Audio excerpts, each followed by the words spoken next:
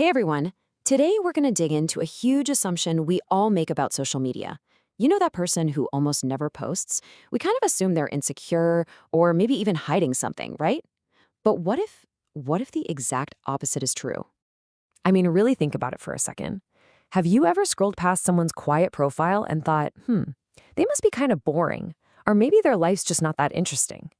It's a snap judgment we all make. But what if we've got it totally backward? Okay, so this is where it all gets turned on its head.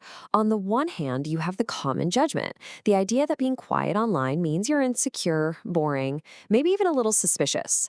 But then, look at the psychological reality. It's often the complete opposite. It's a sign of real confidence, of independence, and get this, of strategic power. And this all leads us to a really powerful concept, the art of selective privacy. Now, this isn't about going off grid or deleting all your accounts. Nope. It's about mastering the choice of when you show up and what you share. There's actually a psychological term for this. It's called selective self-presentation. And what it does is it totally reframes privacy. It's not a retreat, it's a deliberate, powerful act. It's kind of like an author who goes quiet for a year to write a masterpiece. They're not hiding, they're creating. You're deciding to stop performing for an audience and start sharing with real intention. And this quote just nails it, doesn't it? It completely flips the script on validation. In a culture that's all about being seen 24/7, choosing to stay unseen, well, that becomes an incredible act of control and strength. It's a true position of power. So you might be asking, okay, but why? Why is this a sign of confidence?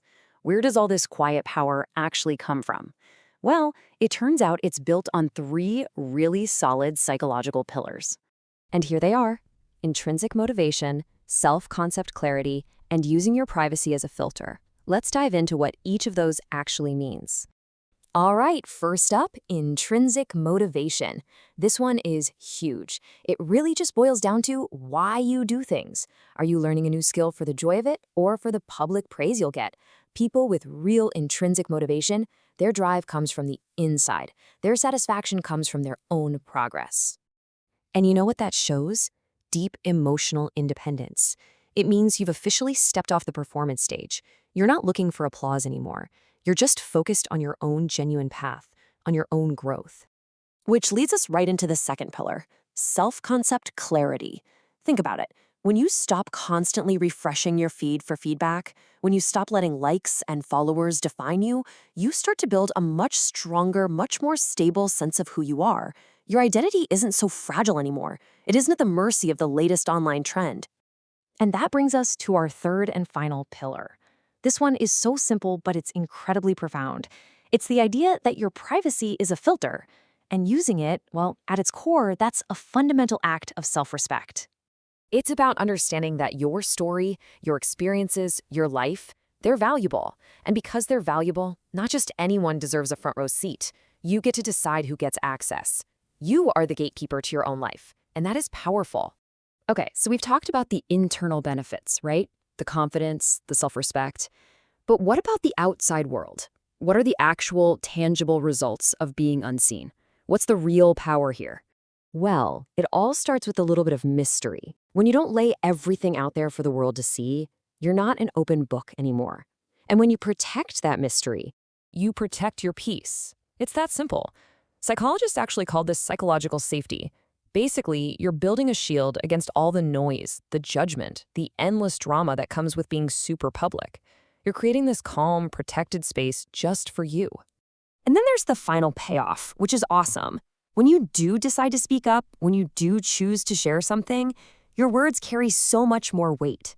It's that classic principle of scarcity, right? Because you don't talk all the time, people really lean in and listen when you do. What you say suddenly becomes so much more valuable. So what does all of this really boil down to? It's about one big important shift, moving your focus from public display to personal depth. And I think this quote just says it all. True confidence is how calm you are within. It gets to the core of it, you know? Real confidence isn't about being the loudest voice online. That's not it. True, deep confidence is an inside job.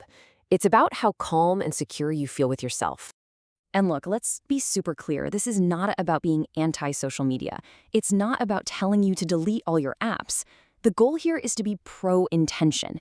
It's about you being in the driver's seat, using these platforms on your terms instead of letting them use you. So, if there's one thing to take away from all this, it's this simple idea. Choose depth over display. Every time.